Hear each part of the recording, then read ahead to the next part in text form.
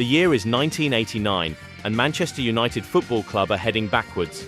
Attendances, performances and final league positions are down, and an under-fire manager who promised to knock Liverpool off their perch is still to deliver.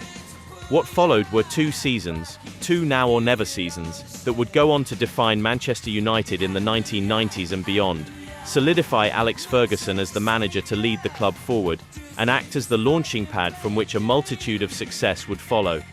Yet it all could so easily have been much different. Heavy defeats and poor form despite big money spent would put the manager's position under serious jeopardy, all amidst boardroom turmoil and supporter dissatisfaction.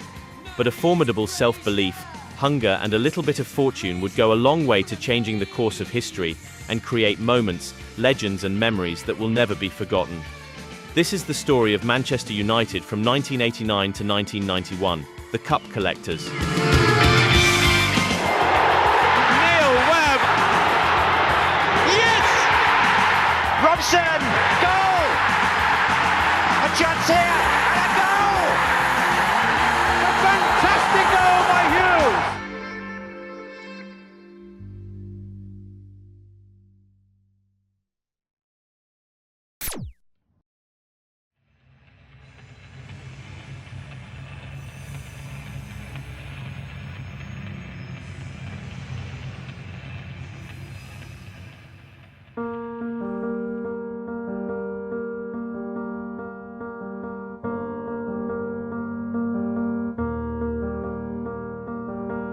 Taking over in November 1986 to replace Ron Atkinson, sacked after seeing his side plunge to fourth from bottom, Alex Ferguson arrived having belatedly taken then unfashionable Aberdeen to unforeseen heights during a successful and trophy-laden 8-year spell, thereby unseating the long-established duopoly of Glasgow giants Celtic and Rangers.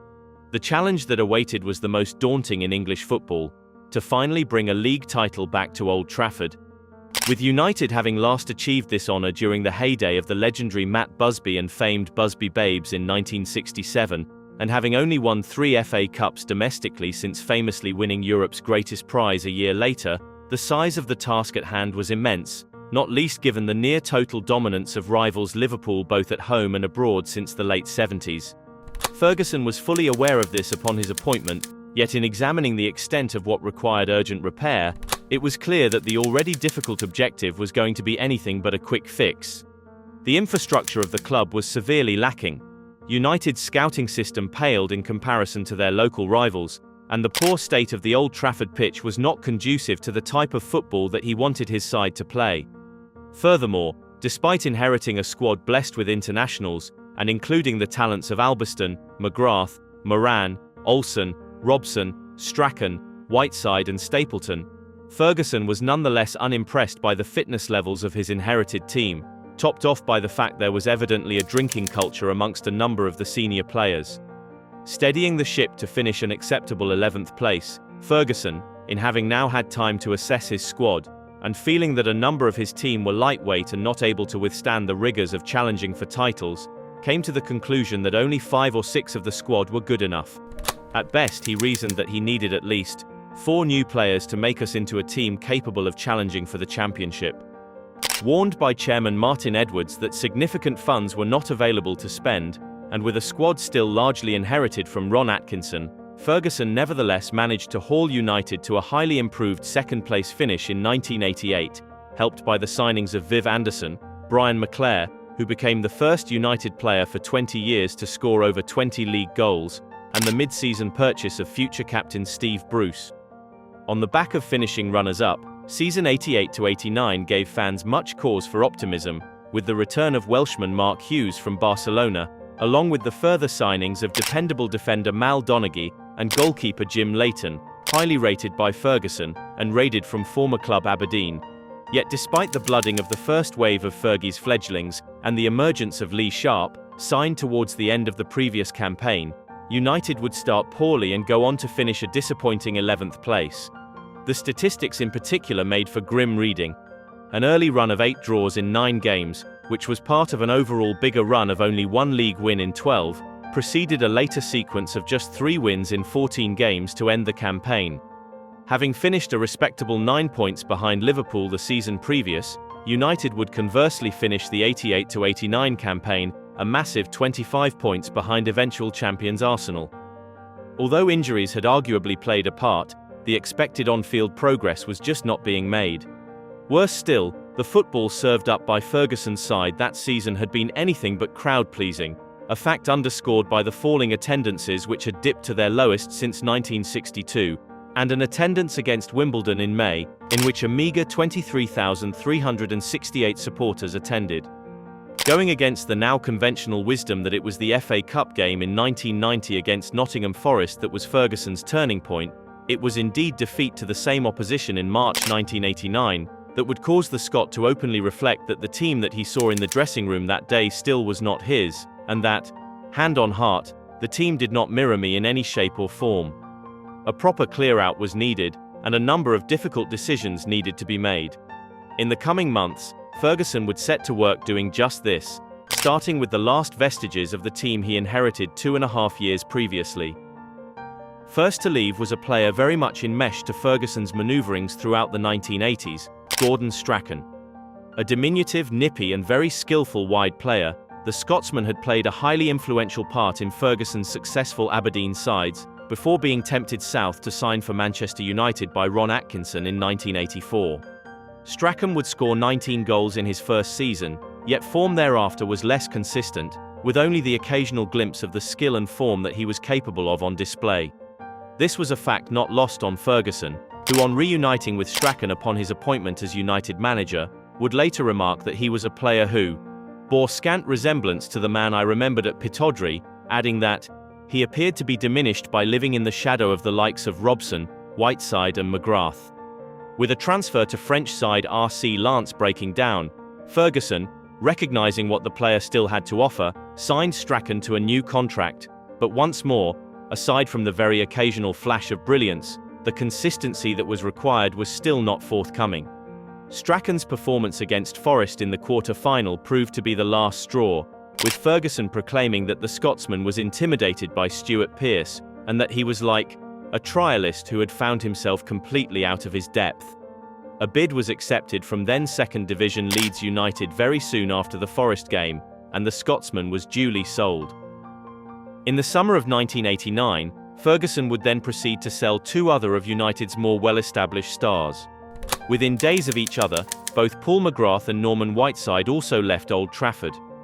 Both players had already handed in transfer requests sometime in spring 1988, with each player feeling themselves to be in a rut and finding the motivation to play difficult.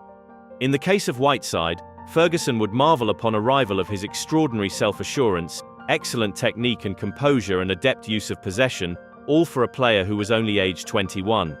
Such was the promise shown in his youth. Whiteside would be handed his debut before the age of 17, become the youngest player to appear at a World Cup, and then become the youngest player to score in League and FA Cup finals. However, physiotherapist treatments that had gone wrong at the age of 15 would continue to plague the Northern Irishman in the years that would follow, both robbing him of the pace that Ferguson reckoned would have made him truly world-class, and being a huge contributor to him requiring many operations thereafter. Such was the extent of the injuries being incurred, that Whiteside would only play 6 games in the 88-89 campaign. Likewise, Paul McGrath, skillful and stylish and elegant for a centre-back, the Irishman's composure and excellent reading of the game oftentimes made him a standout performer, applauded both by fans and critics alike. Yet much like his Northern Irish counterpart, McGrath too would suffer from injuries, with his appearance output diminishing almost by half in his last 2 seasons. What Ferguson could not contemplate, however, was what he saw as the detrimental effects of excessive alcohol consumption on Whiteside's and McGrath's performances and conditioning. Having continually given both players chances to abide with the club's new alcohol rules put in place, one such drinking bender that occurred the season previous prior to the third-round FA Cup tie with QPR led Ferguson to the conclusion that there was no more he could do for either player, and that neither had a future at Old Trafford. McGrath would subsequently sign for Aston Villa and rejuvenated his career to the point where he would win the PFA Players Player of the Year award in 1993, and carry on to play for club and country until the age of 37. In contrast, Whiteside, despite a promising start with new side Everton, soon retired at the desperately young age of 26, an age far too soon for a player of his prodigious talents. The decisions to sell Strachan, Whiteside and McGrath were not taken lightly by Ferguson, but the Scot knew that in order to truly take the club forward and make the team his own, players had to be signed that embodied the vision, determination and winning mentality that he saw as crucial to success. First to join in the summer of 1989 were midfielders Neil Webb for £1.5 million and Mike Phelan for £750,000 from Nottingham Forest and Norwich City respectively. At the age of 26, Webb was coming into the prime of his career, and with a very healthy goal-scoring record for a midfielder, was seen as a player to not only partner Brian Robson, but also potentially be his successor. In contrast, Mike Phelan was an honest, versatile and hard-working player who could play in a number of positions and was seen as good value for the price paid, his value no doubt being helped having scored against United the previous year. 3 further players joined shortly after the season started. Gary Pallister signed from Middlesbrough for £2.3 million, a then record for a defender in Britain, and the highest fee paid between 2 British clubs. Some within the game saw this as paying over odds. However, Pallister had already been capped at international level, and Ferguson was excited by the promise of what he saw as a 24-year-old beanpole with a rich talent that was flawed by rawness. Around a month later, Ferguson finally procured the signing of the equally promising Paul Ince from West Ham. The transfer would be delayed due to concerns over Ince's medical examination, and matters were not helped by the player being photographed in a United shirt before the transfer was fully finalised, something that West Ham fans have still not forgiven Ince about to this day. Admiring the player's drive, quickness and ability to tackle, Ferguson nevertheless persevered, and the £1.7 million to be paid over instalments was once more seen as good business. Also joining the same month was winger Danny Wallace from Southampton for another significant outlay of £1.2 million. A wide player with pace and skill, Wallace was seen as being the replacement for the disappointing Ralph Milne, and again had more than a decent scoring record for a player in his position. Now in his 3rd full season, Ferguson at last had a team that he could say was his, with only 5 players remaining from the squad inherited from Ron Atkinson. Yet this in itself was to bring expectation and pressure. It had not gone unnoted that Ferguson had spent in excess of £7 million getting the players that he felt were needed for United to launch a serious bid at challenging for honours, an outlay far in excess of their rivals. It had always irked the Scot that he had missed out on some notable players during his near 3-year tenure, in part due to financial restrictions placed onto him by the board, but at last to his expressed relief, the once tightened purse strings had finally been loosened. With Ferguson believing his new squad could close the gap and challenge once again, the reason for the welcomed increase in transfer funds suddenly became public. The harmony and focus demanded by the manager was about to become severely destabilized.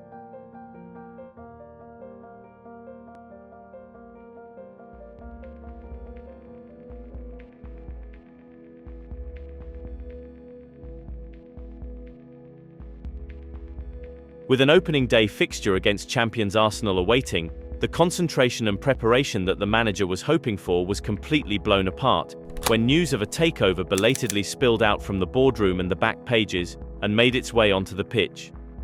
At the end of the 88-89 season, believing that he could not win the United fans over, Martin Edwards had signalled his intentions to sell his majority shareholdings for £10 million, with the promise being that whoever bought the shares would also invest a further £10 million into renovating the Stretford end. Over the spring and summer months, nothing was formalised, yet on the day before the new season started, Edwards broke the news to Ferguson that a buyer had now at last been found. His name was Michael Knighton. A former headmaster now turned property speculator, the 37-year-old agreed to the terms set out by Edwards, with the tabled £20 million takeover bid being a record sum for a British football club. In order to show supporters that he was a genuine football fan, and no doubt fully aware of the publicity it would generate, Knighton would appear on the Old Trafford pitch shortly before kick-off to showcase his footballing skills. Ferguson, who was sitting with opposing manager George Graham in his office at the time, could not believe what he was seeing, and would admit to having a terrible gut feeling about what he saw unfolding. Yet incredibly, perhaps buoyed by the optimism of fresh pastures and the gorgeous playing conditions, it had no negative effects on the team at all, as his new side blew away champions Arsenal with consummate ease. Driven in low, and Steve Bruce!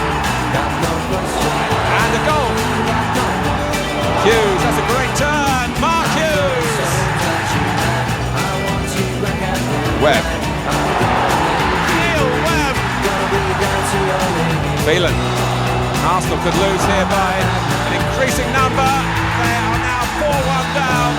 Brian McClure. For all the media hullabaloo, the Knighton saga, much to the relief of Ferguson, would largely be put to rest by October.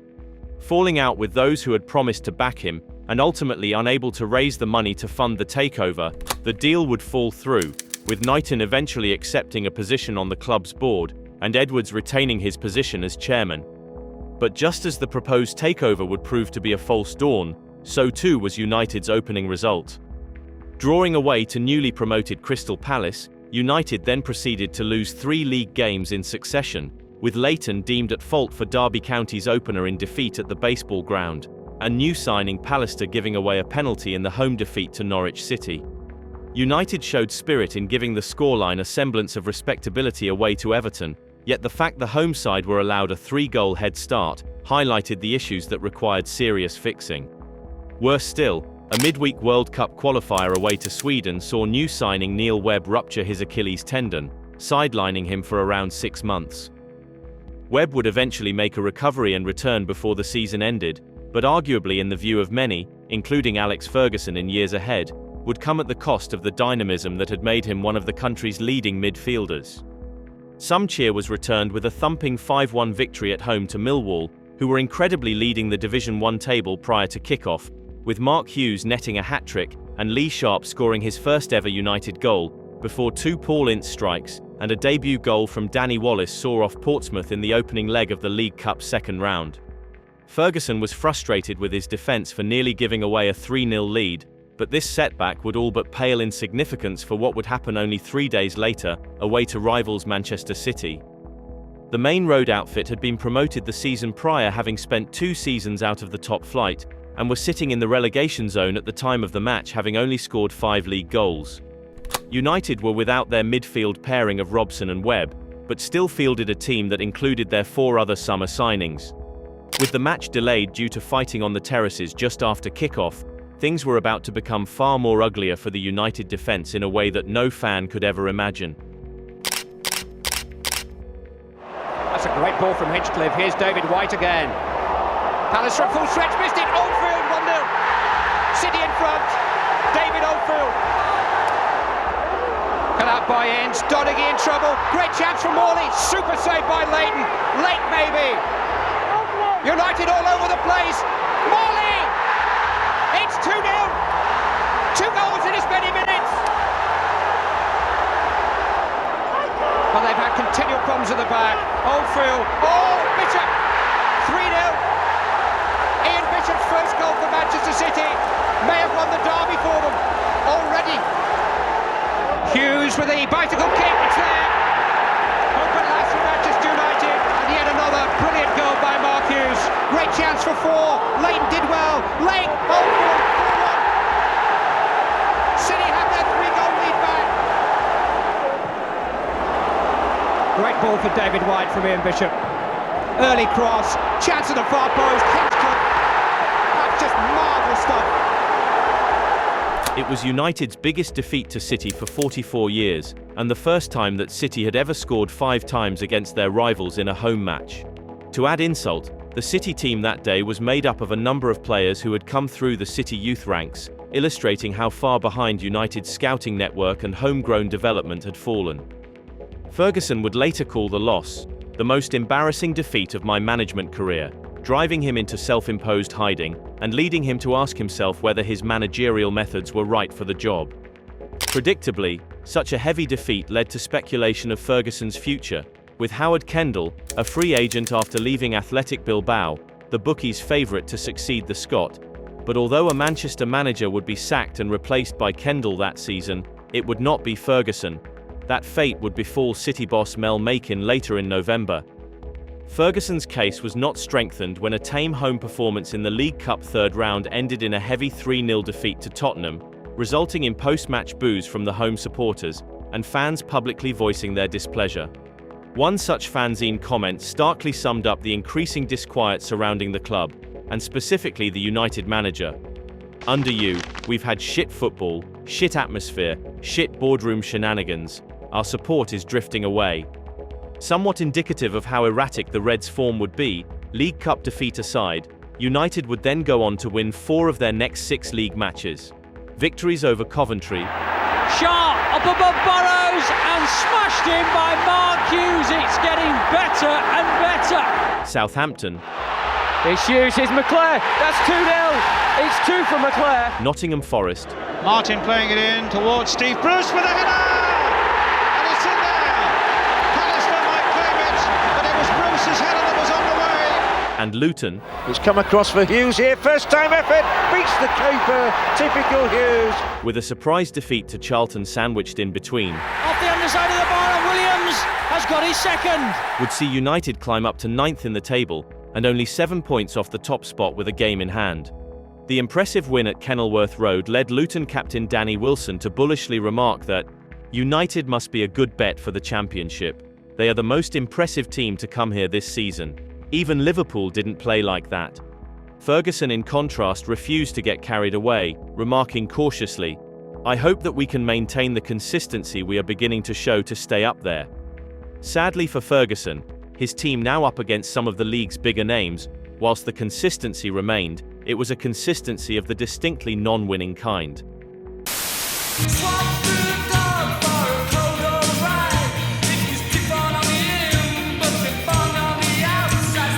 Smith there with the header. There he goes. He scored!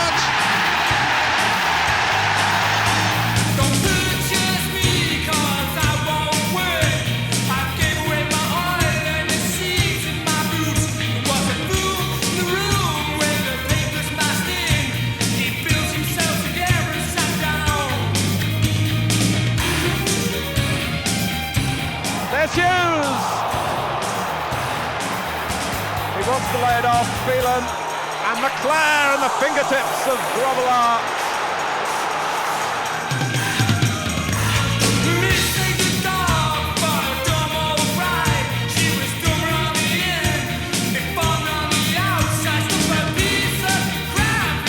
Platt lays it off, Gage shoots, it's 3!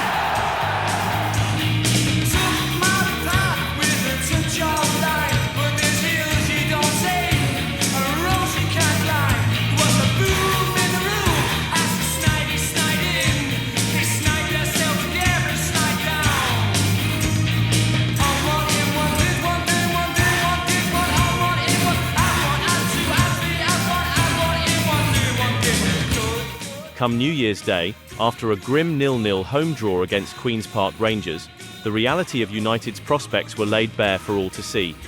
The Reds had now failed to win in 8 consecutive league matches, with 4 defeats suffered, only 3 goals scored, and slipping to 15th place in the table only 2 points off the relegation zone, and a mountainous 18 points away from leaders Liverpool.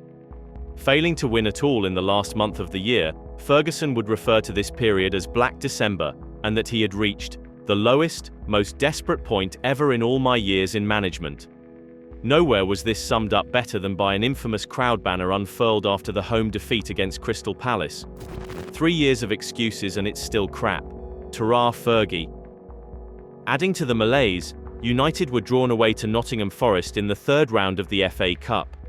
Under Brian Clough, Forest had gained a fearsome cup reputation during the late 1980s and had dumped United out of the same competition the season before.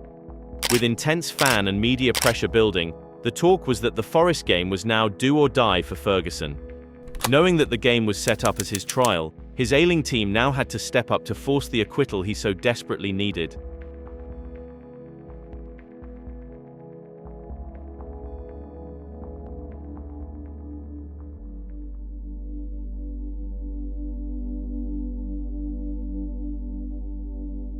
For such a vital match, the omens were not favourable. United had lost their previous 4 cup meetings against Forest, and in going into the game in such poor form, it moved pundit Jimmy Hill to remark during their pre-match warm-up that United already looked a beaten side. Further hampering their prospects was the news that Brian Robson had failed a late fitness test on an injured groin muscle. He therefore joined Ince, Wallace, Webb, Donaghy and Sharp on the injury list, thereby necessitating a rare start for a 20-year-old striker who had learned his trade in the FA Lilleshall School of Excellence, and become the most prolific marksman at the club's junior levels since George Best. Although now in his second season with the first team and having scored in the recent Wimbledon game, the name Mark Robins was not widely known prior to kickoff, but an instinctive header 10 minutes into the second half would etch his name into United folklore and went some way to keeping his grateful manager in gainful employment. Kept in by Martin. Hughes, he's got a lot of room. And here's Robins! And did it get the deflection? Was it Robins or Pearce? I think it may well have been the fullback. There were still to be some nervous moments. Had Nigel Jemson kept his composure, Forest could easily have equalised, and Jemson himself would have a late goal ruled out for a foul on Jim Leighton. Jemson! And maybe this one will too, no! The referee has got to disallow it. But no matter that it was far from a flowing United display, their constant hustling and battling unnerved the home side, and they were able to grind out an invaluable 1-0 win. Ferguson paid tribute to the fans for what he termed as their defiant enthusiasm, and would later come to thank Martin Edwards for standing by him during such a turbulent period. Although Edwards and club director Bobby Charlton never publicly considered sacking Ferguson, the Scot conceded that had the team continued to perform poorly, the clamour for him to go would surely have become too much, and that a sacking would have been inevitable in any case. With this in mind, 2 successive defeats to Derby and Norwich, who both thereby completed league doubles over United, extended Ferguson's side to 10 league matches without a victory, and continued to leave the Scots' position under heavy inspection. In the case of Norwich, defeat occurred against a team who had lost their last 4 games, and in dropping United to 17th place and only a point above the bottom 3, resulted in an angry Ferguson remarking that, "This was not acceptable to me or to Manchester United. There was a distinct lack of goal threat. I've been saying that for some weeks, and the performances today did not warrant a position in the team." Fortunately, no such slip-ups would occur in United's next game, a potentially tricky FA Cup 4th round tie away to Division 4 Hereford. It may have arrived late, but Clayton Blackmore's tap-in after an inspired run and cross from stand-in captain Mike Duxbury ensured United a place in the last 16. Again, a lovely turn by the Welsh international. Oh, it's Duxbury, the captain. Is he going to do the captain's job? He is. Clayton Blackmore. And in the end, it looked easy. But what an important contribution by Mike Duxbury. The 100th top division Manchester derby, memorable only for Ian Brightwell's superb equaliser, extended the winless league sequence to 11 games, the worst such run for 16 years, and tellingly the season that United were last relegated. The Independent starkly summarised United's precarious position. The team plays with the anxiety of men fearing the worst, and if they continue to grope for a pattern of play, that surely awaits them. The hoodoo was finally lifted a week later away to free-falling Millwall at the Den, with Mark Hughes scoring the winner 6 minutes from time, and keeping an injury-ravaged United from being in the bottom 3 for the first time since December 1986. A televised 5th round FA Cup match followed, with United drawn away from home once more at 2nd Division promotion hopefuls Newcastle United, the club of former Aberdeen striker Mark McGee, whom Ferguson knew so well from his Aberdeen days. Although McGee would strike to haunt his old manager, it would be another Scot, scoring for the first time since October, that would finally settle an exciting cup tie. And they all miss it except Robins. It's in. Robins has done it again. Aitken has gone outside. McGee, penalty. Bruce bringing down McGee. It does.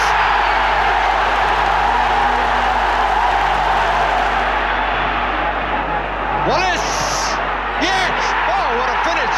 What a finish. And he's down. And the ball is in. Kevin Scott.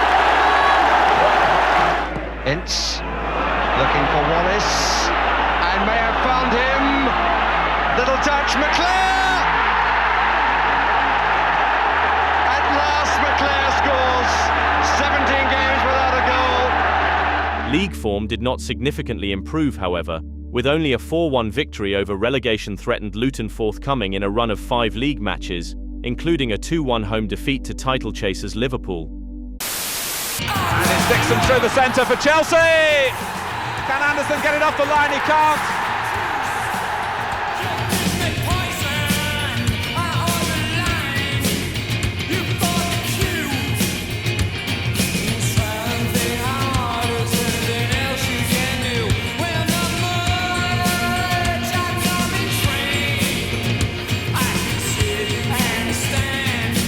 Finding Beardsley way on the left in a lot of space is Barnes, and he's onside.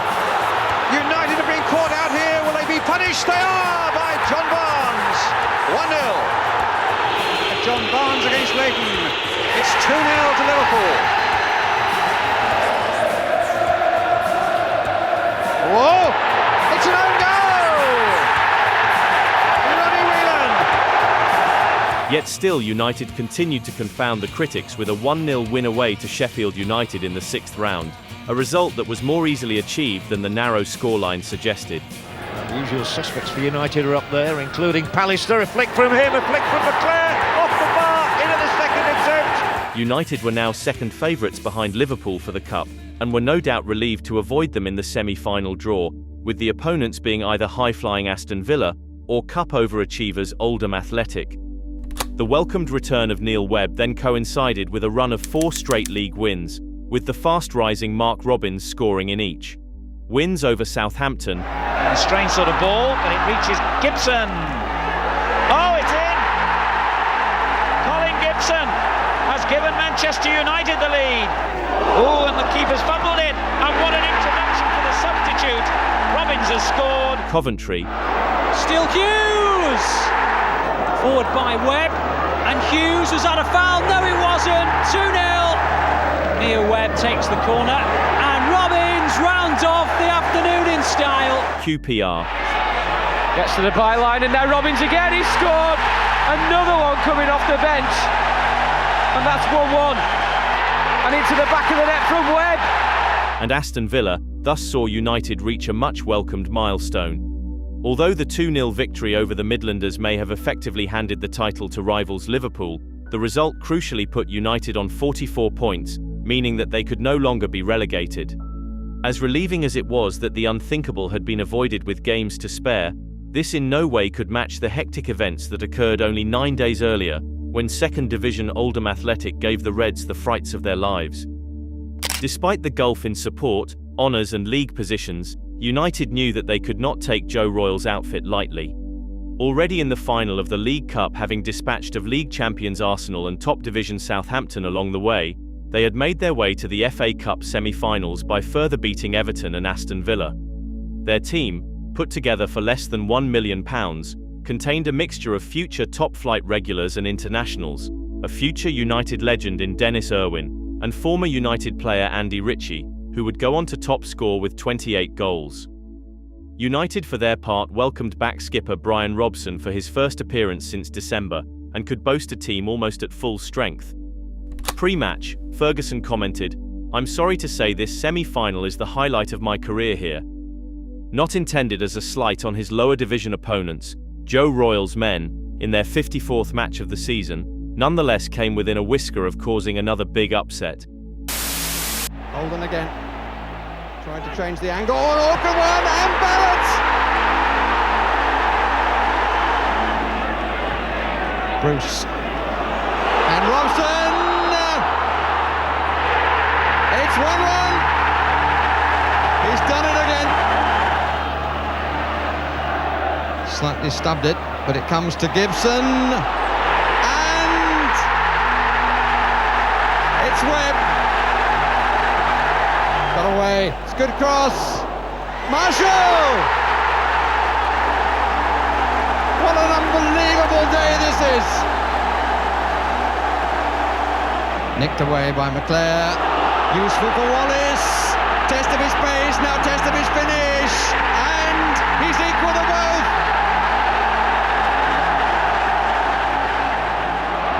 And Palmer's far side. It's all square again. A truly remarkable game of football finally came to an end after 120 minutes to finish 3-3.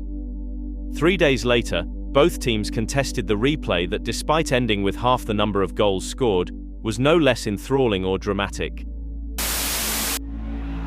Holden. Out by McGrath. Oh, and off the underside of the crossbar from Nick Henry. Wallace. Robson just inside, giving me back. He's screaming to be giving it back. Wallace. Oh, it's going to go in. Yes, McGrath.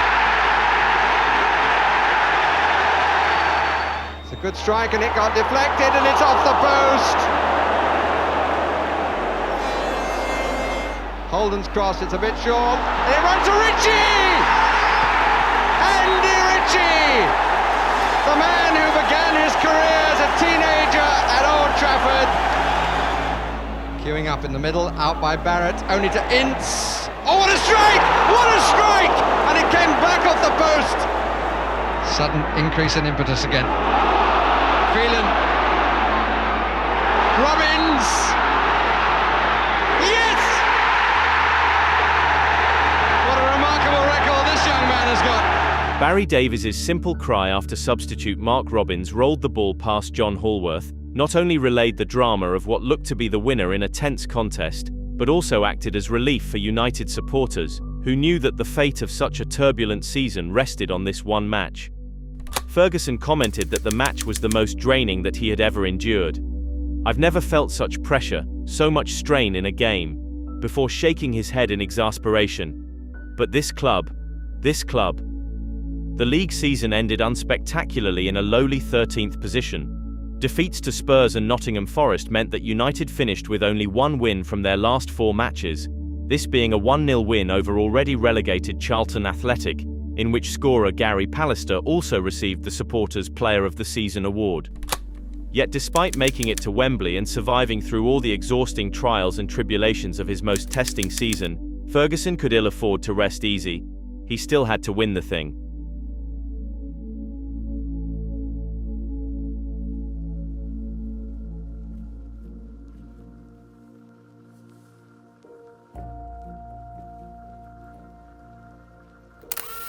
May 12, 1990, Wembley.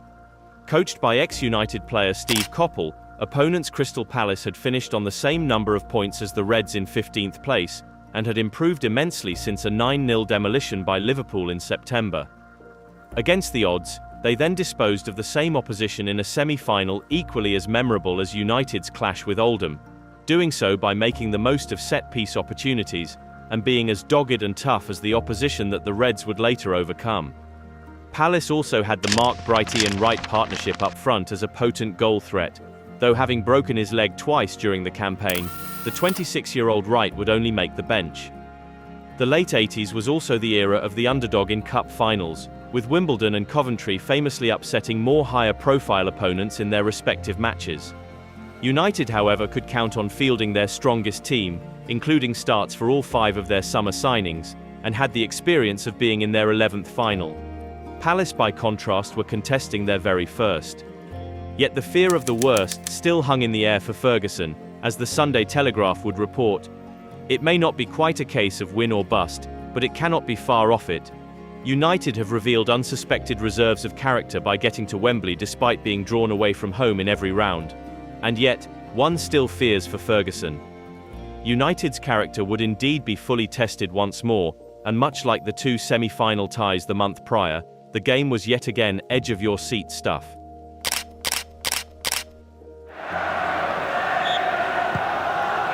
Thorne O'Reilly's in there, and was it over the line, and it's a goal. McClare, Robson, goal! Brian Robson equalises for Manchester United, and Captain Marvel is there again. A ricochet, Hughes! 2-1 to Manchester United. And a devastating finish by Mark Hughes. Now here's Wright, his first chance to show what he can do. And he's through, it's Wright! Oh, what an impact by the substitute!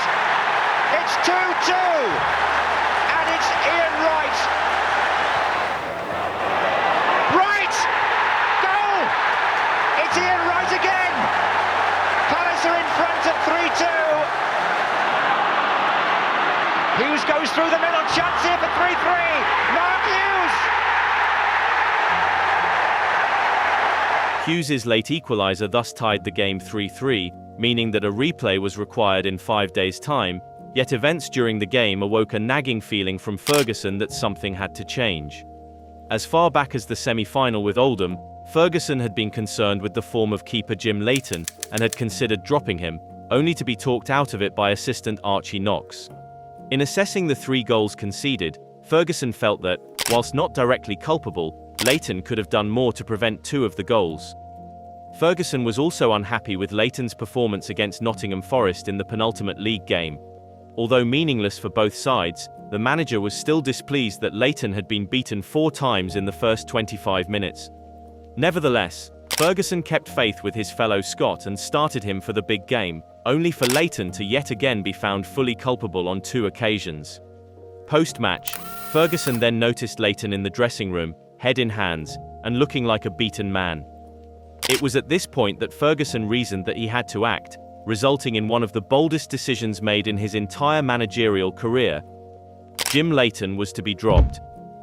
Fortunately for Manchester United Football Club, history proved Ferguson correct, as the man chosen to replace him, Les Seeley, signed as cover on loan from Luton Town, performed admirably as his replacement, and as a cross-field pass from Webb floated high into the Palace penalty area, it was a goal from the most unlikeliest of sources that would ultimately prove to be the catalyst for all the success that would follow.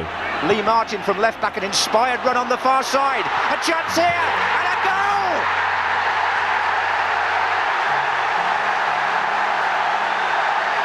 What a tremendous run! And Manchester United have taken the lead, and Lee Martin! In contrast to the first game, the replay was marred by Palace's overly physical approach, yet aside from the occasional half-chance, United were able to sufficiently contain, and even came close to adding a second as a Robson header crashed against the crossbar. As the final whistle blew, Ferguson felt not just a sense of overwhelming joy, but also relief and vindication. There was an irony that for all the money spent, it was 2 players who had cost the club nothing that would bring the cup to Old Trafford, yet in knowing there was still major improvements needed to affirming a definitive style of play, for now, Ferguson and his team could be allowed to revel in the moment. Manchester United equal the record of Aston Villa and Tottenham Hotspur. They win the FA Cup for the 7th time. Writing about the Jim Leighton incident later in his autobiography, Ferguson, who had himself been dropped for the 1965 Scottish Cup final for Dunfermline having played in all the other rounds, both justified and defended his decision. My regard for Jim as a person did not come into it. I worked for Manchester United, and my respect for the club and supporters require me to make a decision that would benefit Manchester United. If we had lost the cup final and I had lost my job, would Jim Leighton have felt guilty? Would he have apologised? I think the answer in both instances is no. The relationship between Ferguson and Leighton would never be healed. Leighton would be relegated to 4th choice for the next season, and his career would not fully recover until a move to Hibernian in 1993. Although the United manager had been undeniably ruthless, it was a decision that both won him the cup and saved his job. Ferguson would admit that while the cup win in of itself did not effect an immediate transformation, it undeniably sowed the seeds of one, with the Scot sensing an increased appetite for continual honours amongst his newer players.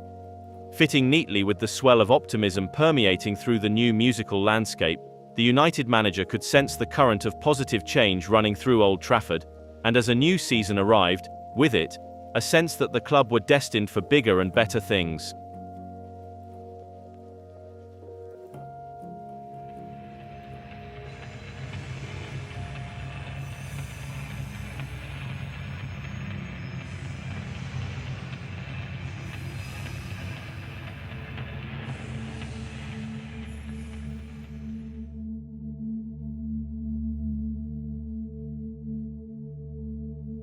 For a team about to embark on 4 fronts, United's transfer activity heading into the 1990-91 season was conspicuously quiet, yet one of the 2 signings made would turn out to be arguably one of Ferguson's greatest ever. Irish fullback Dennis Irwin signed from Oldham Athletic for £625,000. Determined, intelligent and comfortable on either foot, such was Irwin's consistency that according to then Oldham manager Joe Royle, The Irishman had been watched 22 times by United and not received one negative report.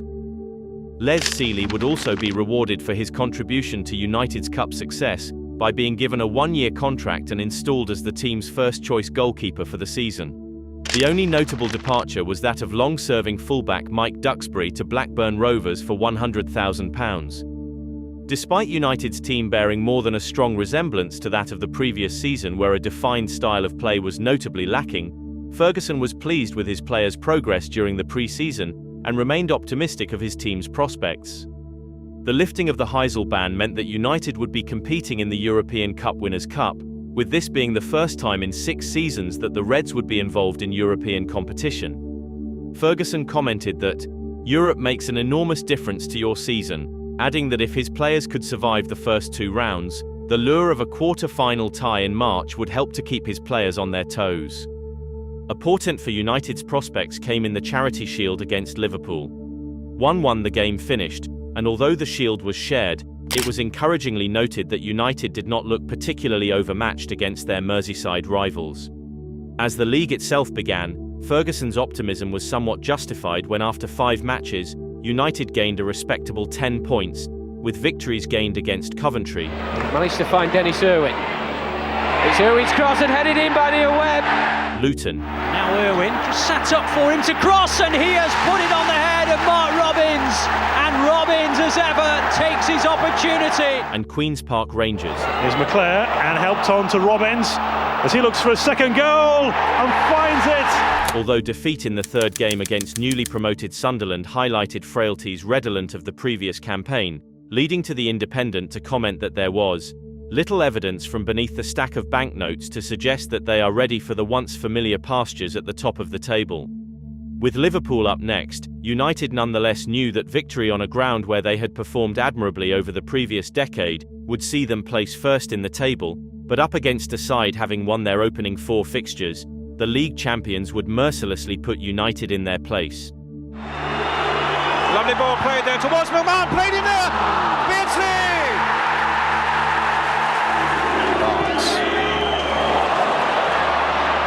Delightful ball again by Barnes. McMahon in for Beardsley. That makes it 2. Top of Barnes.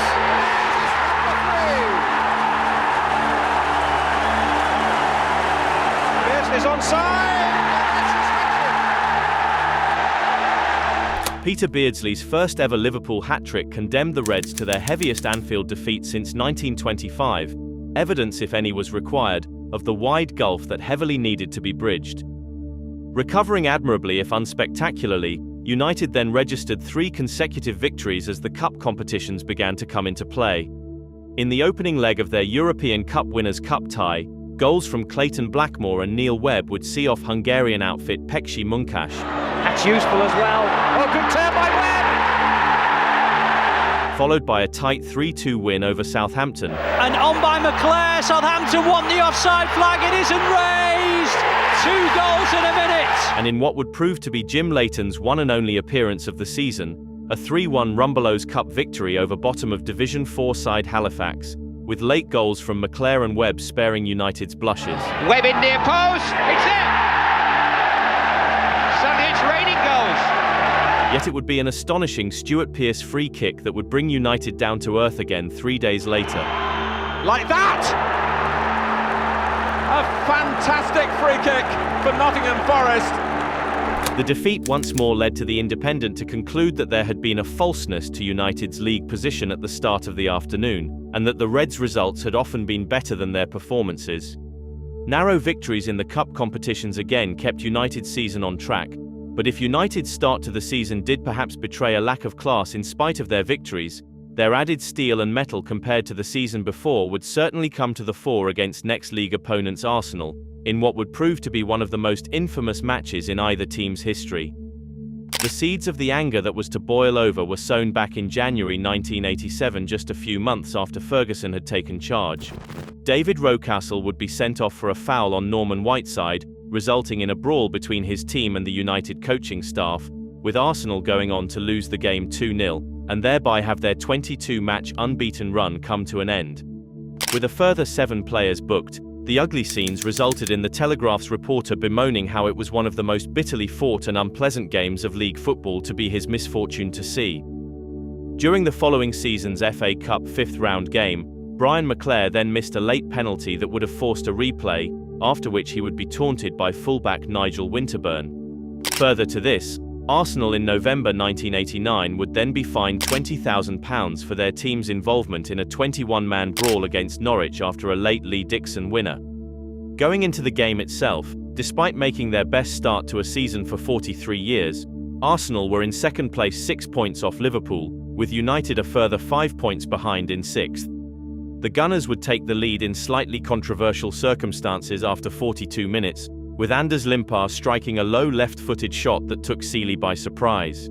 Although inconclusive from television coverage, the referee and linesman judged the ball to have crossed the line and awarded the goal.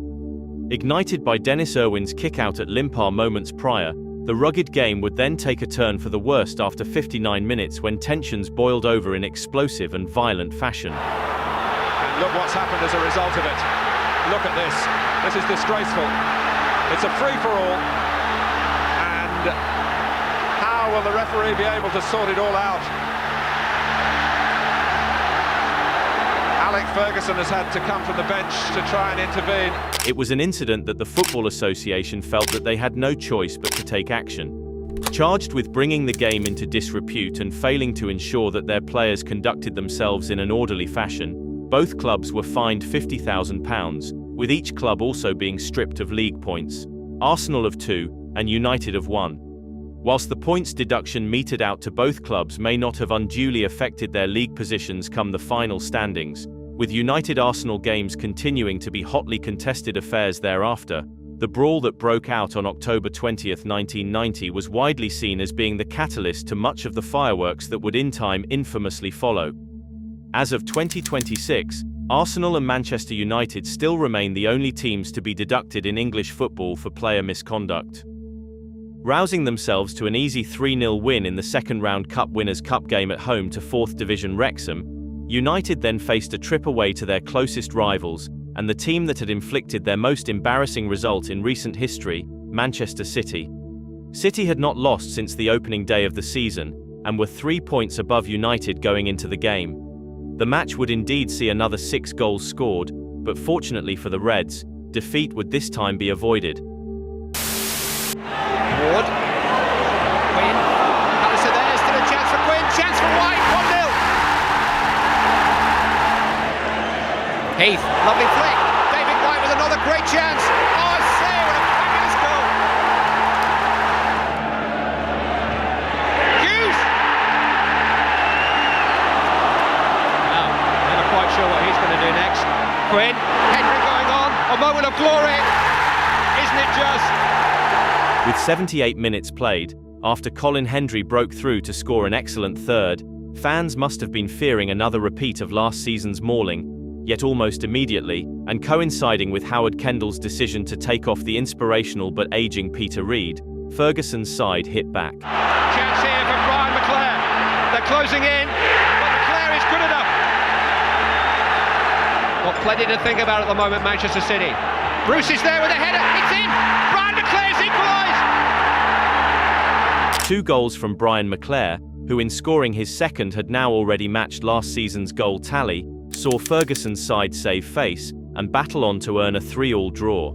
Still prone to being outclassed by their opposition, United nevertheless drew strength and rallied themselves to show determination and spirit to grind out a point when last season they would have finished with none. Proving to be a marked turning point, United were about to embark on a run of form that would go a long way to defining their season.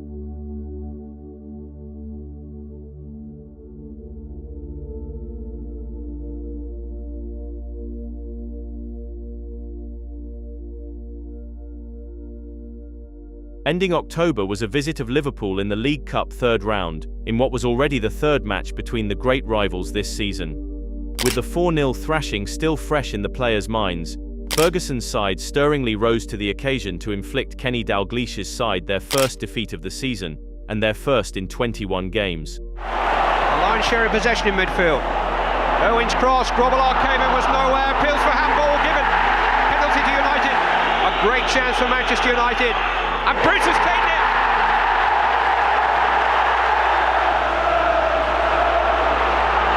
Hughes. He'll try his luck. It's in. 2 goals in a minute. Webb with the corner. Pallister's there again. Robert a little bit uncertain. Sharp, it's there. That'll do it for Manchester United. The United manager was delighted with what he saw. In the first half, our football was out of this world and we could easily have scored 5. Confidence comes from getting good results, and I hope this one works wonders. Continuing the momentum, victories over Crystal Palace. And Webb's ball in towards Danny Wallace. Back in the team, back on the score sheet. And Sheffield United. A lovely movement from Manchester United here. It's Webb, it's Bruce, it's another for the collection. Would gain United 7 points from their next 3 league matches, with a further clean sheet being kept in the Cup Winners' Cup return leg away to Wrexham, where another comfortable victory was obtained. Turned in by the goal poacher.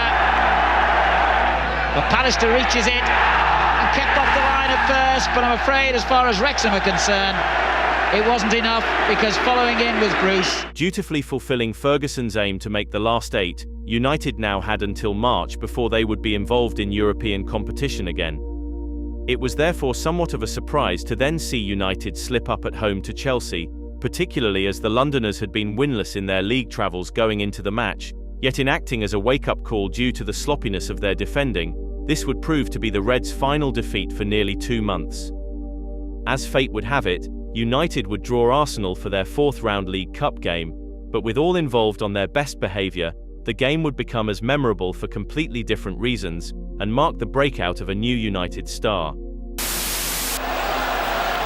Blackmore's shot hits with great venom. Terrific shot, and Manchester United go into the lead. Oh, now for Hughes, another one. Mark Hughes, number 2. But it's still with Manchester United and Lee Sharp onto the right foot. It's another one. 3-0. A fantastic goal by Lee Sharp. In goes Bowl. And Thomas, terrific save. Smith. And Arsenal get the encouragement of that early goal. Alan Smith. Adams. Was it over the line? Smith. Hughes finding Irwin. The cross is a good one. And it's a splendid goal there by Lee Sharp again. There's a lovely chance now for Sharp on a hat-trick. And he's got it! 5 for United, 3 to Lee Sharp. Wallace waiting in the middle. McClare's in there too. And it's another one, Wallace. It's 6. Running out sensational 6-2 winners, the result was a remarkable statement of intent, especially as the Gunners boasted an unbeaten record, and had only conceded 7 times in all competitions going into the match. It was also the game in which 19-year-old winger Lee Sharp made good the promise of what had only been fitfully displayed since signing from Torquay United, clearly now benefiting from playing more regularly. Injuries had hampered Sharp's involvement the previous campaign, yet in being much stronger and more attuned to the physicalities of the game than ever before, it was evident that Ferguson's cautious approach over the player's development and game time was now beginning to pay dividends, with the winger's star beginning to shine at a crucial phase of the season. Going into December, in a marked contrast to the year before when United did not win a single game, the Reds this time would remain unbeaten and gain a healthy 12 points from 18, as yet another goal from Sharp helped begin another fruitful run of form. Chance for Lee Sharp. It's his week.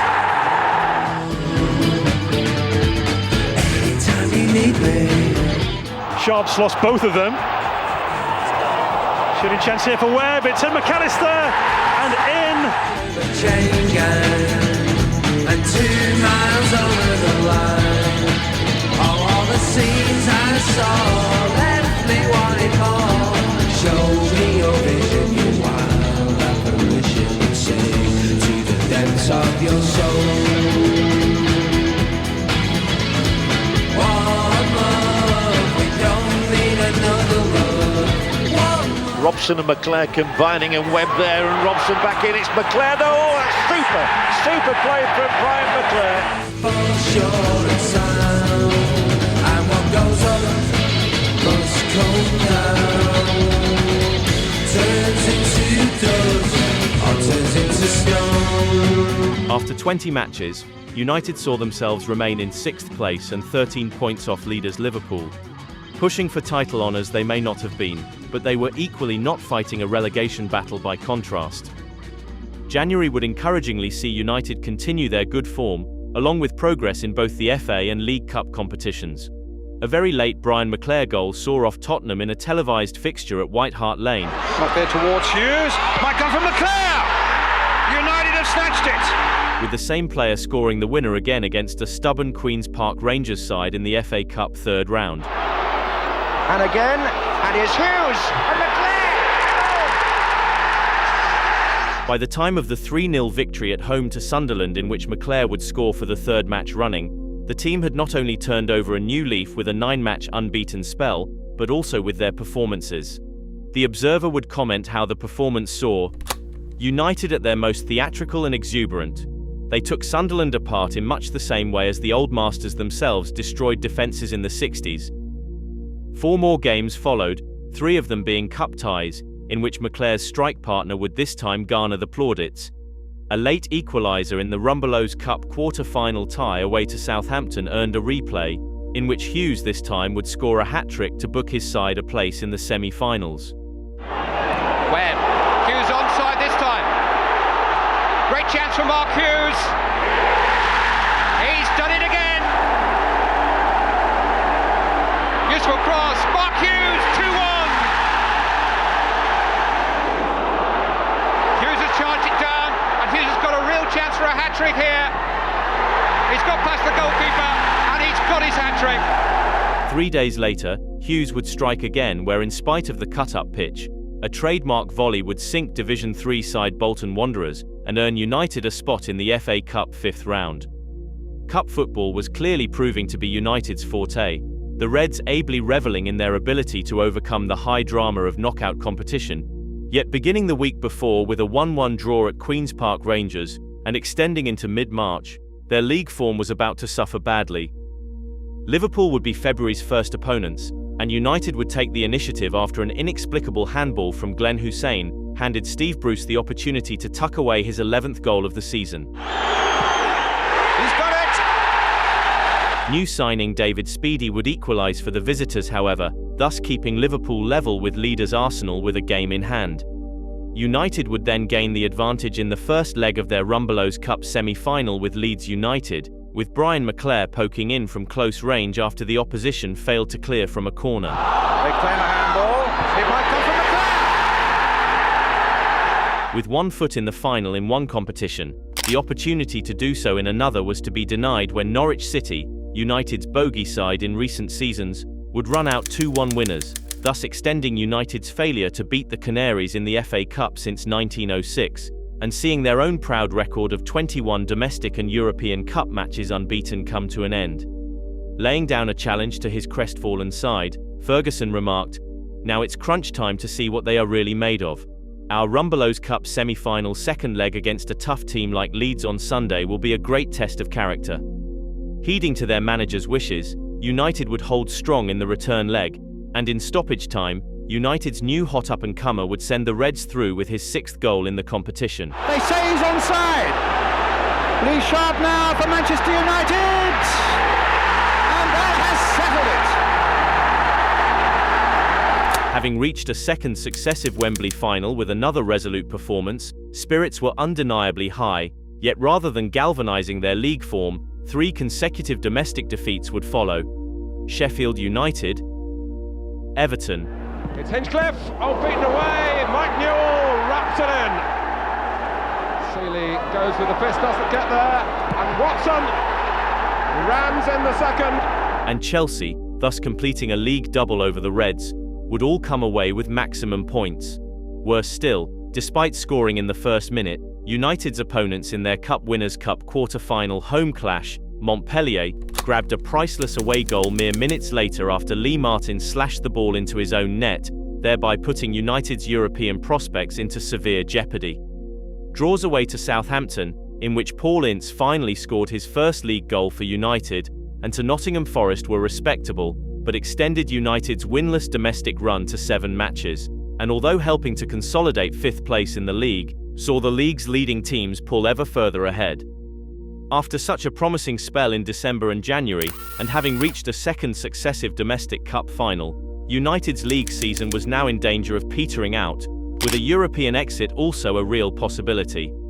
Having shown determination, grit, and a certain degree of flair to bring them to their current position, some canny know-how was now going to be required to get them over the final hurdle. As the season entered its critical and most exciting phase, Ferguson set out to prepare his team, keenly aware of the prizes up for grabs.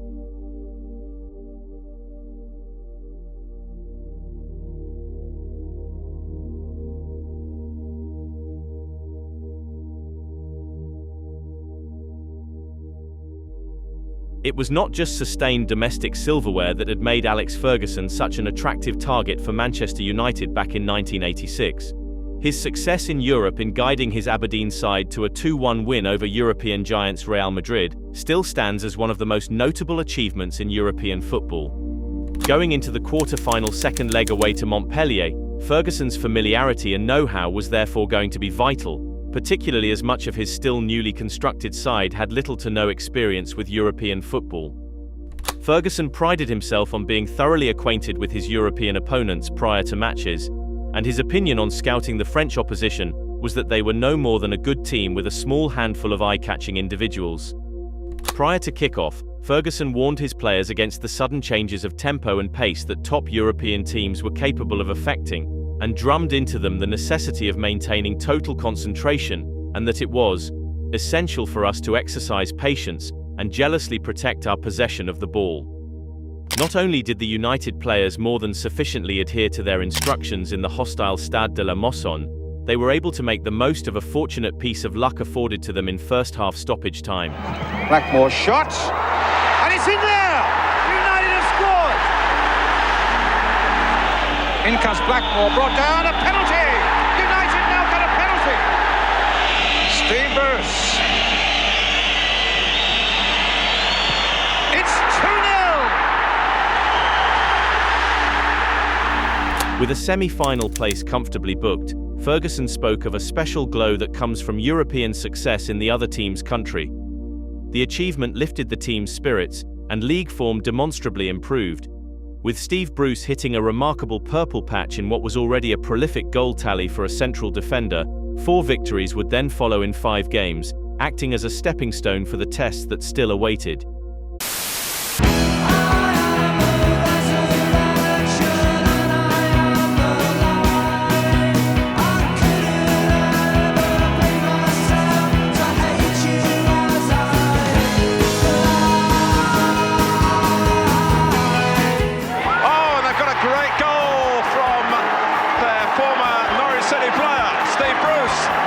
Within shooting range, it's found the bottom corner.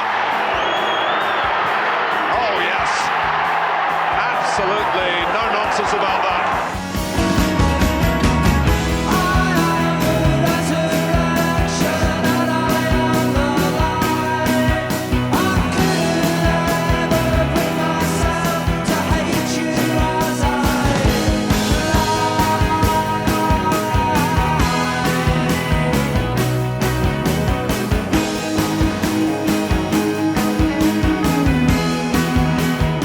With the side now sitting in 4th place, the derby match was notable for captain Brian Robson finally scoring his first goal of a season that was very much interrupted by injuries, and Clayton Blackmore scoring his 9th goal of what was to be his best ever season in a United shirt.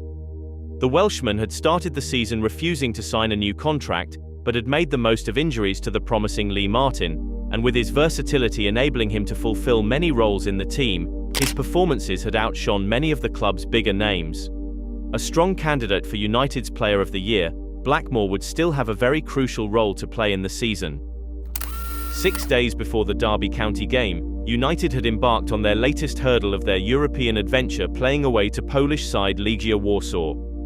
Ferguson was pleased to have avoided Juventus and Barcelona, but knew that nothing could be taken for granted. Legia en route had knocked out Ferguson's former side Aberdeen, and cup winners cup holders and soon-to-be Serie A winners Sampdoria in the quarter-finals. Fears understandably arose when again missing Robson, who had failed a fitness test. Legia scored after 37 minutes, yet less than a minute later, a scramble in the opposition's penalty box would lead to United drawing level. Everybody in there, Webb's in there, McClare's in there! That's exactly what we needed. That is brilliant. Further goals from Hughes and yet another from Bruce would seal victory, and gave United an excellent chance of reaching a European final. Legger stayed down, Hughes, a little dummy by him. Oh, fabulous goal, Mark Hughes! Hughes on a rapid turn there, gets the little cross in. It's not away yet by any means. McClare's in there, Bruce is in there! It's another one! It's Steve Bruce! With one final within touching distance, there was still another domestically to be played, where the chance of winning more silverware was tantalizingly in reach. The date was April 21, 1991, and the opponents were Sheffield Wednesday. The Owls had been relegated the previous season, but were now strongly in the running for automatic promotion, and had beaten Division 1 sides Derby, Coventry and Chelsea in reaching the final. It was a team containing the likes of captain Nigel Pearson, Roland Nilsson, John Sheridan and David Hurst, who was enjoying a very profitable season in front of goal, and would go on to score 32 by the season's end. Also in the side was former United fullback Viv Anderson, who had joined the Owls on a free transfer in January, although he would miss the final due to being cup-tied. Poetically, they were also managed by former Manchester United boss Ron Atkinson, who had replaced Wednesday's previously more direct tactical approach with a smoother passing game that had helped the team get back to winning ways. Yet none of this could hide the fact that United, in being a top division side, in excellent form and having an established track record of reaching cup finals, were big favourites going into the match. Wednesday, in contrast, had not won any silverware since 1935, and had not reached Wembley since 1966. In selecting his team, Ferguson dropped Mike Phelan to allow the trio of Brian Robson, Paul Ince and Neil Webb to start together in midfield, the manager no doubt mindful that his team had never lost when all three had started the same game. Asked before the match to comment on United's season, Big Ron replied that he felt that United had an excellent chance of winning the Cup Winners' Cup, before ominously adding, "One thing is certain, they will find us a lot tougher than that Legia Warsaw team they are up against in Europe." Sadly for Ferguson and his side, these words were to prove to have more than a hint of truth. In a final for a competition in which Ferguson's men had played some thrilling football against some of the top division's leading lights, United were strangely off colour, and noticeably lacking zest, urgency and imagination. Their opponents by contrast were not overawed, played a good containment game and played comfortably. It was therefore not a surprise when Wednesday took the lead in the 38th minute from a firm half volley struck by a player born and bred in Stretford. Terrific goal by Phelan! A terrific goal for Sheffield Wednesday. It would not be until the second half and the introduction of Mike Phelan that United finally began to assert dominance. A goal was disallowed after Hughes nudged keeper Chris Turner over the goal line. Into that danger area! And the goal's been given! No, it's not. It's a free kick. And it would not be until the 82nd minute that the former United number 1 was finally tested, and the Reds created their only real chance. There's a chance here! Great save! By Turner from McClare. Clayton Blackmore had one last chance in stoppage time, but the miss across the face of the goal only served to sum up United's tepid afternoon.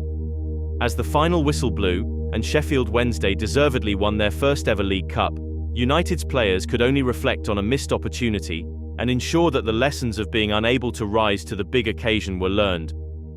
Ferguson would later remark that he picked the wrong team for the game, feeling that his side were unbalanced and that with Lee Sharp ably patrolled by Roland Nilsson, there was little attacking penetration.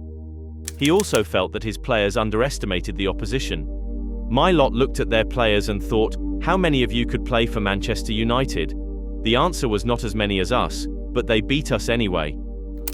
United had to pick themselves up quickly where the second-leg tie against Legia Warsaw was only 3 days after the final, but fortunately for all concerned, the hangover would not linger. After Lee Sharp, making amends for a quiet game against Sheffield Wednesday, scored to put the hosts 1-0 in front and 4-1 up on aggregate, the tie was as good as over. Pinball machine at the moment in there. Robson right in there, Sharp in there. The breakthrough at last. Lee Sharp. Legia pulled one back in the second half, but this could not hurt the fact that United had now reached a European final, their first such final for 23 years, and their third final in 2 seasons. Yet amidst the celebrations, the joy was tempered by news prior to the game that Glasgow Rangers, in having lost Graham Souness as manager to Liverpool and appointing Walter Smith as his successor, had offered Archie Knox, Alex Ferguson's friend and long-standing assistant, the opportunity to join them for the same position with the Scottish club, reportedly offering twice as much as what Knox was earning presently. Ferguson was quick to quash the possibility of any such move. "There is no way I want Archie Knox to leave, and I have refused permission to speak to him. He is an important part of our setup and the club is in its best position for years. We will do our best to keep him." Just days later, however, Knox would resign from Manchester United and joined up with Smith to become his assistant. Ferguson had tried his hardest to persuade Knox to stay, reminding him of what he stood to miss out on if he left, yet enticed by the financial package being offered, and that Rangers themselves were close to winning a Scottish title, it was not enough to dissuade him from heading north to Ibrox. Having spent close to 9 years together at Aberdeen and then United, Knox's loss was a huge blow not just to Manchester United Football Club, but to Ferguson personally. The disappointment did linger with me for a while, and I found it hard to come to terms with his departure. Archie's decision to go did make me feel vulnerable for a while, but there was never any bitterness to my reaction. As unfortunate as the timing was, Ferguson knew that neither he nor his team could be drawn into any kind of regretful complacency. Time could not wait. United's biggest match for many a year awaited, and history beckoned.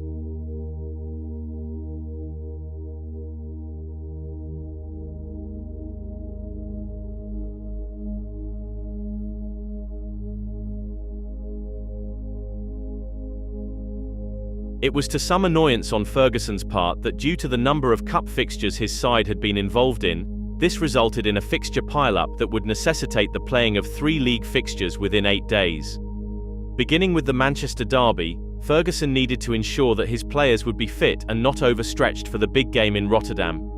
With Les Sealey injured, Gary Walsh was drafted in for the first of 3 games, but one other name would also be very conspicuous on the team sheet, as May 4, 1991 also marked the first full start of a player many insiders within the club had been raving about for years, Ryan Giggs.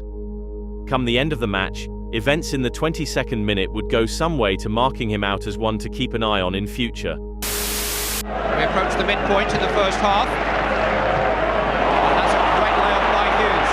McClare. Awkward, goalkeeper had to come, it's gone in! And Colin Hendry.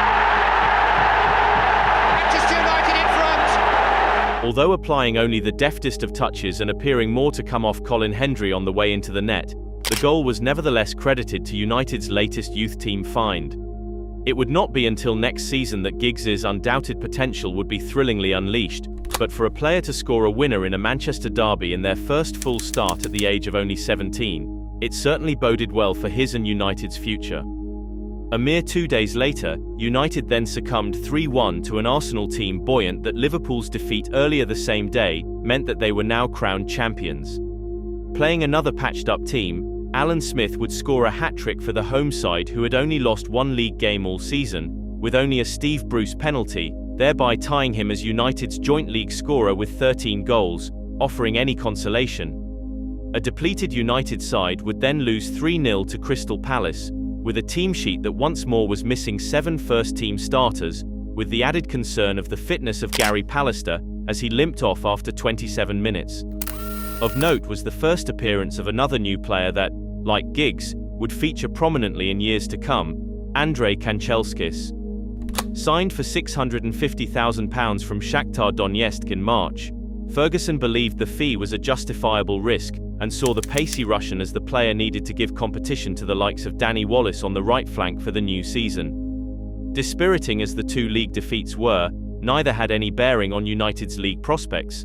The game that mattered, the game of many of the players' lives, was only just around the corner. Clearly understanding the enormity of the occasion, Ferguson was determined to ensure that his team came out on top. 15th of May 1991, Rotterdam, and the opponents were Johan Cruyff's Barcelona, a team that had just won what would be the first of 4 consecutive La Ligas, and laying the foundations of what would come to be known as the Dream Team, with a side consisting of players such as Zubizarreta, Koeman, Baquero, Michael Laudrup, and Stoichkov. The Catalans had endured a tougher passage to the final in comparison to United, swatting aside the likes of Dynamo Kiev and Juventus en route, and were considered by many to be favourites to win. Much like with Montpellier and Legia Warsaw, Ferguson had spent time analysing his opponents and identified 2 key requirements to limit the Catalans' offensive threat. Firstly, to offset the creativity of Michael Laudrup, defenders Pallister and Bruce were instructed to defend higher up where applicable to limit the space in which the Dane could operate. Secondly, in order to restrain the other player most likely to make Barcelona tick, Brian McClair was tasked with playing in behind Hughes, ready to drop back and press Ronald Koeman, and thereby reduce the effectiveness of the Dutchman's excellent passing range. Learning his lesson from the League Cup final, Ferguson this time lined up with Mike Phelan playing right midfield, with Neil Webb dropping to the bench and Les Sealey restored back in goal, judged to have finally regained fitness. United could also take comfort that 2 of Barcelona's more influential players would be absent. Goalkeeper Zubizarreta was suspended and replaced by the inexperienced and largely untested Carles Busquets. Likewise, top scorer Stoichkov, so influential in getting his side into the final, had not regained fitness from a hamstring injury. Despite the pouring rain, United's fans were in full voice, easily out-chanting their Catalan counterparts and bringing the atmosphere closer to that of a home match as both sets of players lined up expectantly before kick-off. As much as this was uncharted territory for his players, Ferguson was confident that his team, much like Aberdeen against Real Madrid in 1983, would overcome the odds. Barcelona have a lot of good players and they will think they've got a good chance of winning the final. In fact, a lot of people probably won't give us much chance of winning, but we will.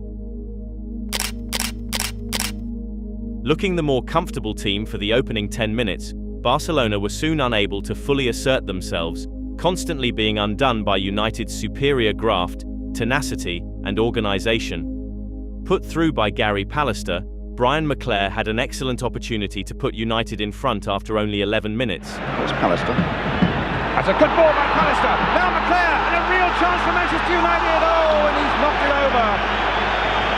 But the Scots' usual composure deserted him as the ball sailed far over the Barcelona goal. This would prove to be the only real chance of substance in a cagey yet engrossing first 45 minutes.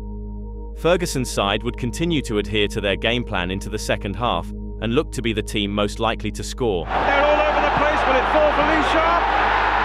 It's just gone wide. The Barcelona defence, becoming more nervy, began to commit more fouls, and it appeared to be a question of when, not if, United would score. After 68 minutes, that breakthrough did indeed come. Now it's going to be Brian Robson floating in there towards Steve Bruce.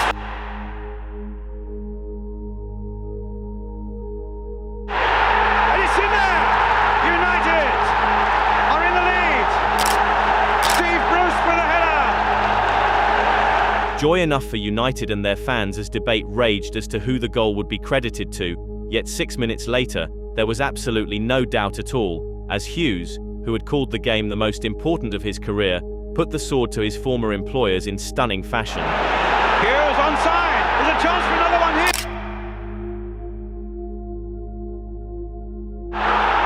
Maybe not now!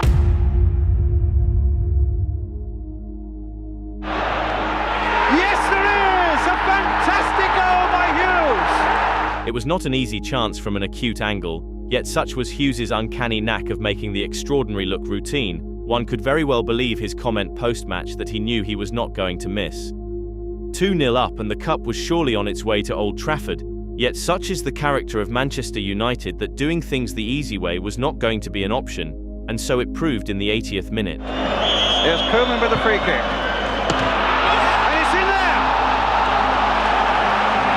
Quickly turning on the pressure, a chance was presented to substitute Pinilla 2 minutes later, Yet thankfully for United, the goal would not stand. It might now come for Pinillo, but the flag is up, the flag is up, the flag is up. With space presenting itself from the Barcelona onslaught, Hughes looked odds-on to complete a hat-trick with mere minutes left, yet a foul from Nando left the referee with no choice but to send the Spaniard off. Down he goes, that's a free kick right on the edge of the box, and Nando will get a yellow card. Will he get a red card?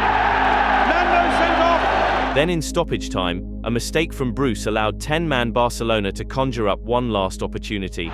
Cornelius getting in there. There could be problems here. Celia's lost it again. And Laudrup kicked off the line by Blackmore. My goodness me, how close that was. It seemed to take an age, but finally the referee blew his whistle, and Manchester United for the first time in 23 years had won a European trophy. In comes Dennis Owen, it's over! Manchester United are winners! 2 goals for 1 after a wait of 23 years. They were now the new holders of the European Cup Winners' Cup. Up he goes! The Cup Winners' Cup of 1991 belongs to Manchester United. As cries of the recently adopted anthem, "Always Look on the Bright Side of Life," reverberated over the Feyenoord Stadium by the hordes of joyful United fans, for everyone associated with Manchester United, and in the presence of Sir Matt Busby, the legendary manager who laid the foundations for United's modern-day success, this was indeed an occasion to treasure. With United winding down their league campaign with a 1-1 draw at home to Tottenham, Ferguson reflected on his side's accomplishments. A 6th-place finish, while still far from championship-winning form, was nonetheless an improvement on the traumatic league position of the season before. Consistency had improved, as had United's overall play, determination and self-belief, and Ferguson remained optimistic that his team were now on the cusp of achieving even greater things. During the trophy celebrations, Ferguson could not help but optimistically lay out his plans for the new season. "We are going to win the league," he proclaimed. This was challenged by journalist David Meek, a prominent United reporter for the Manchester Evening News. "David, if Manchester United can win a European trophy, why can't we win the league? It is about time I raised the stakes at this club." And with that one statement, the challenge was thus laid. It was game on for United.